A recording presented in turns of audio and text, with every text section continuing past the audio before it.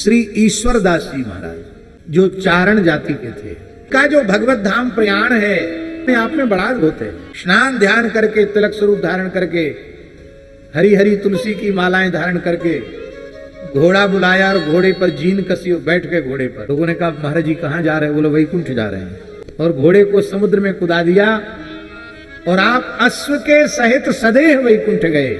ईश्वरदास जी महाराज, उन ईश्वरदास जी की निष्कामता इतनी अद्भुत थी, उन्होंने अपना सर्वस्व भगवत सेवा, गौ सेवा, संत सेवा में खर्च कर दिया था। कुछ नहीं था ईश्वरदास जी के पास, कुछ नहीं रह गया। ऐसी स्थिति आ गई कि घर में प्रसाद की समस्या हो गई। ठाकुर जी एक दिन आए, द्वारकाधीश प्रभु आए भैया जी, और ईश्वरदास जी की गोद में बैठ गए। बोले बाबा हम तेरे ऊपर बहुत राजी है, बड़े प्रसन्न है, कछु मांग ले। ईश्वरदास जी बोले कुछ नहीं चाहिए। फिर पीछे पड़े, नहीं मांग लो। तो बोले कितनी बार आकर एक ही बात पूछते हो कि मांग लो मांग लो मांग लो मांग लो, क्यों मांग ले? कहा जितनी बार हम आते तुम कुछ लेते नहीं तो हमारा दर्शन बेकार चला जाता है, इसलिए मेरा दर्शन की अमोघता सुरक्षित रहे इसके लिए मांग लो। बोले आज के बाद कभी भी मेरे सामने वरदान मांग लो यह नहीं कहोगे, यही दे दीजिए। बोले प्रभु मैं एक बात पूछूं आपसे, आज अकिंचनता की स्थिति में आपकी ऐसी कृपा हो रही है कि आप साक्षात द्वारकाधीश हमारी गोद में आकर बैठते हैं, अपना सुशीतल कर कमल कपोल पर पधरा कर कहते बाबा कछु ले ले, ऐसी कृपा फिर होगी? ठाकुर जी ने मुस्कुरा के कहा हमने दे के छुट्टी पाई और भगत लेके छुट्टी पाई, हमें फिर इस प्रकार से आने की क्या आवश्यकता है?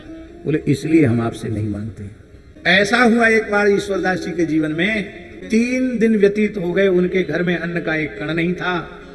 चौथे दिन बालक रोने लगे। गृहस्थ थे, गृहस्थ भक्त थे ईश्वरदास जी। आपने अपनी पत्नी से कहा कि भजन में विक्षेप हो रहा है, ये बच्चे क्यों रो रहे हैं? बोले भगवान आप तो अपने ज्ञान विज्ञान से धैर्य धारण कर सकते हो, मैं भी धैर्य रख सकती हूँ, पर ये छोटे बालक अब इनका धैर्य टूट गया है, यह भूख सहन नहीं कर सकते हैं। तब आपने कहा चूल्हा चिता दो, बटलोई चढ़ा दो, अदन धर दो, पानी भर दो। तो इस अदन धरने से बालकों को ये संतोष हो जाएगा कि जरूर कुछ ना कुछ बनने वाला है, जब बन जाएगा तो खाने को मिलेगा। तो कुछ देर के लिए तो ये शांति करें बच्चे, कम से कम बालक। और जब धन्य है उनकी पतिव्रता भक्तिमती पत्नी, उसने एक शब्द कहे बिना ऐसा ही किया। और अब द्वारकाधीश हिल गए, अपने पीतांबर में खिचड़ी का सामान सोंझ बांध कर लाए।